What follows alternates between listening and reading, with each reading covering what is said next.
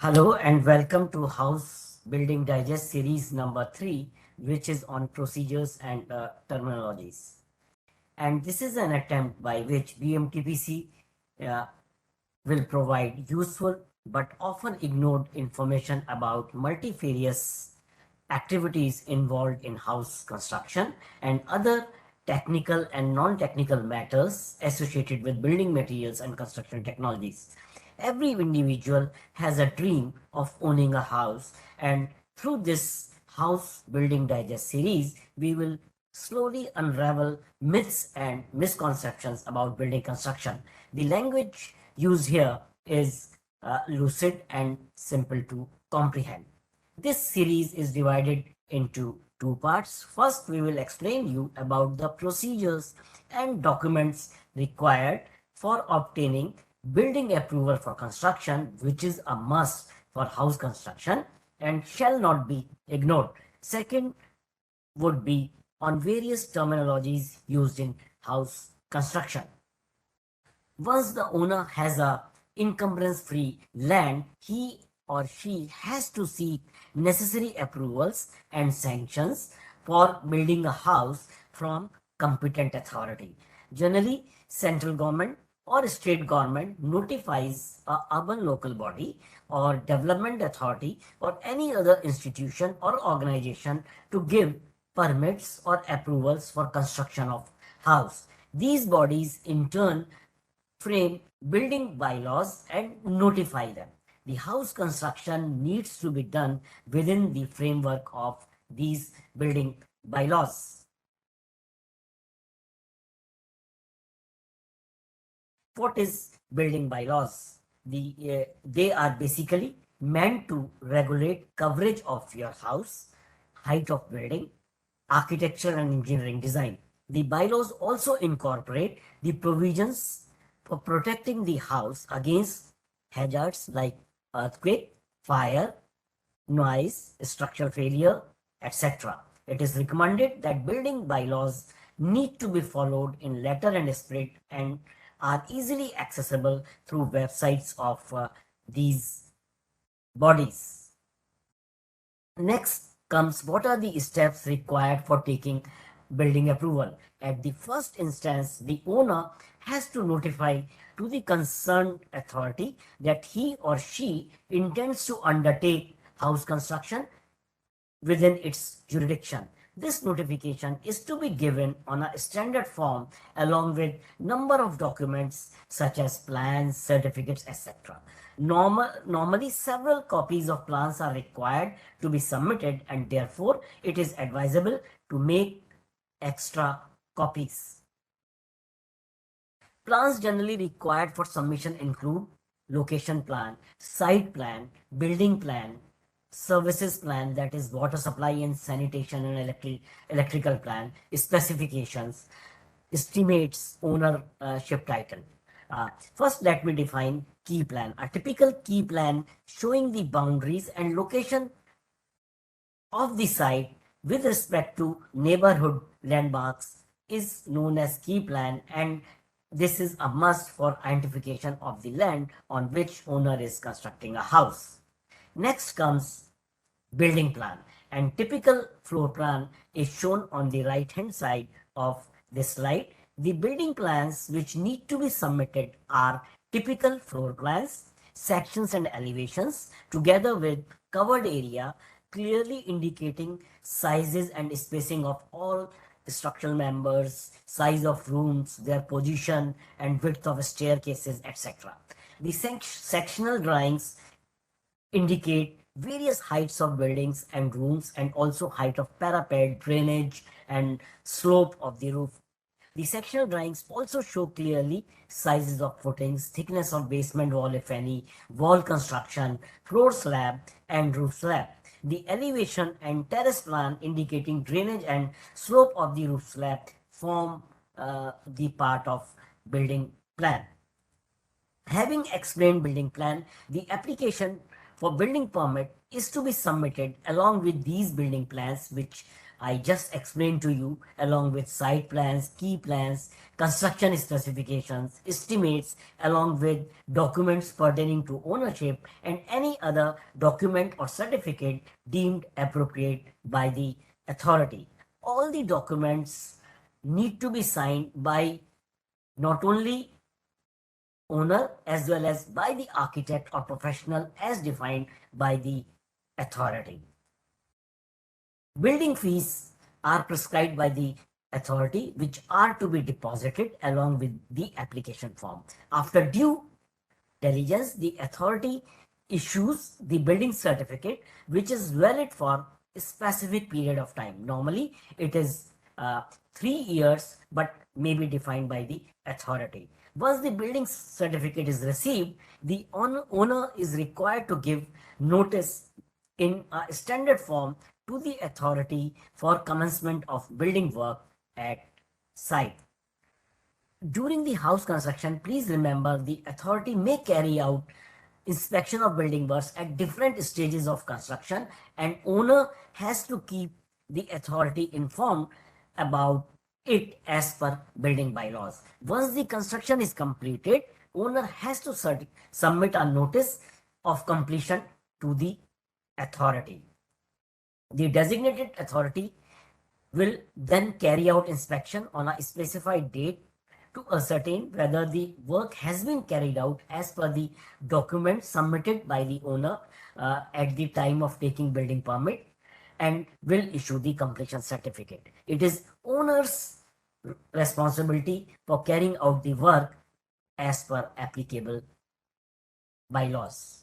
There are other issues as well related with services of qualified professionals like architect and engineers. The qualification of such professionals are generally notified by the authority. The detailed procedures to be followed are contained in building bylaws, and therefore building bylaws are the most important and only document to be followed by the owners for undertaking housing construction. This completes the first part of procedures. Now let us discuss different terminologies commonly used in house construction. These are quite common terms and defined in variety of ways by different authorities and vary from local place to place. However, we are explaining them to all of you for a guidance purpose. Owner. An owner is a person or a body having a legal interest in land or building thereon. Dwelling unit or house can be said to be an independent housing unit with separate facilities for living and cooking and sanitary requirements. Setback line is the most important boundary, which is parallel to the plot boundary and laid out in each case by the authority, beyond which nothing can be constructed, and is known as setback line. Building permission or permit is a written and valid permission given by the authority for carrying out construction or development. Basement, if any, is the lower story of building, below or partly below the ground level. Plinth is the portion of your structure or building between the surface of the surrounding ground and the surface of the floor immediately above the ground. Plinth area or built up area is quite important term, and it is the built up covered area measured at the floor level of the base of any story. Covered area is also very important and is defined as the ground area covered by the building immediately above the plinth level. FAR or floor area ratio is defined as the ratio of total covered area, that is the plinth area of all the floors divided by area of the plot. Carpet area is the area of usable rooms at any floor level, excluding the area of walls. Next is super built up area, which is used by builders and developers. This term is being used nowadays by builders and developers for selling the flat. There is no specific definition for this. However, it is defined as the plinth area or built up area plus proportionate area of common areas such as lobby, lift shafts, staircases, etc.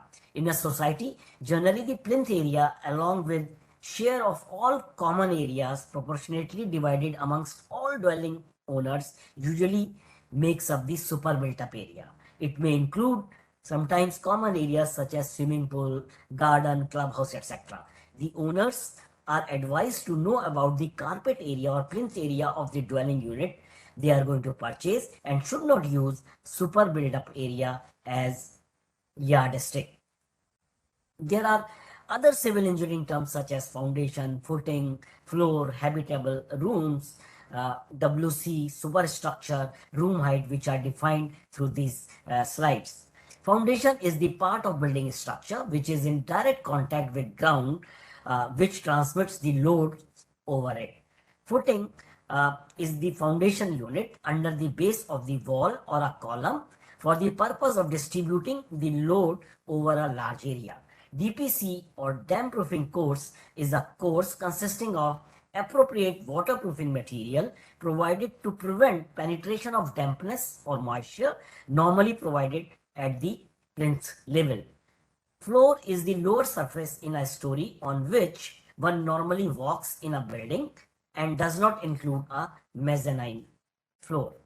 What is habitable room? A room occupied or designed for occupancy for human habitation and incidental uses, but excluding kitchen, bathroom, water closet compartment, laundry, serving and storing, pantry, corridor, cellar, attic, storeroom, puja room, and spaces not frequently used. WC or water closet is a privy with an arrangement for flushing the pan with water, not including a bathroom. Superstructure is the portion of building constructed above the plinth at ground level. Room height is the vertical distance measured from the finished floor surface to the finished ceiling surface. There are some other most commonly used material terms which are concrete and reinforced cement concrete. Concrete is nothing but a mixture of cement, sand and coarse aggregate or bajri mixed with water to form the construction material used at the base of the foundation, etc. RCC or reinforced cement concrete is the concrete along with the steel reinforcement, normally in the shape of reinforcement bars or round bars or steel bars used for construction of columns, slabs, beams, etc. in a house. Specifications form the integral part of house construction and relate to description of materials along with their properties to be used in construction of various elements of the house, that is foundations, slabs, floors, walls, roofs, etc. Dimension like depth of foundation, thickness of walls, roofs, floors, parapets also form part of specifications. Protective treatments required for rain, termites, measures to be taken for making house safe against earthquakes, wind, floods, and measures for fire protection also form the part of specifications.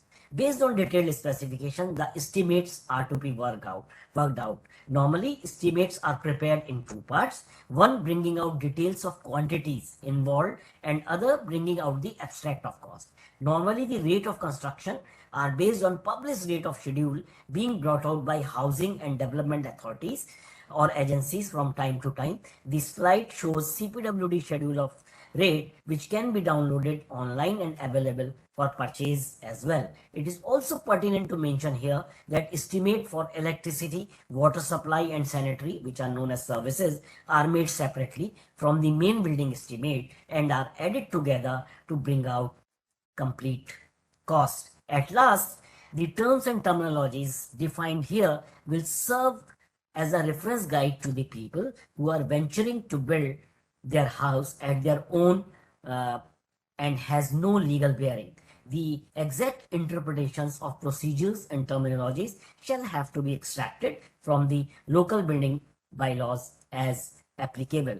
Before signing off, I leave you with the typical cross-section of house across wall. What you see here from bottom to top are various building elements. Let me explain them to you. Below ground level is called superstructure and above ground level is called superstructure. As you can see, substructure has base concrete over which we have a footing, over which we have a plinth and dam proofing course. Superstructure comprises of walls, then doors, windows, then you have floors, then you have lintel, you have sill, you have roof and parapet. I hope the Building Digest number 3 will be helpful for creating awareness about construction of a house and can be downloaded from www.bmtpc.org. The next House Building Digest series will cover construction specifications used for foundation. Thank you.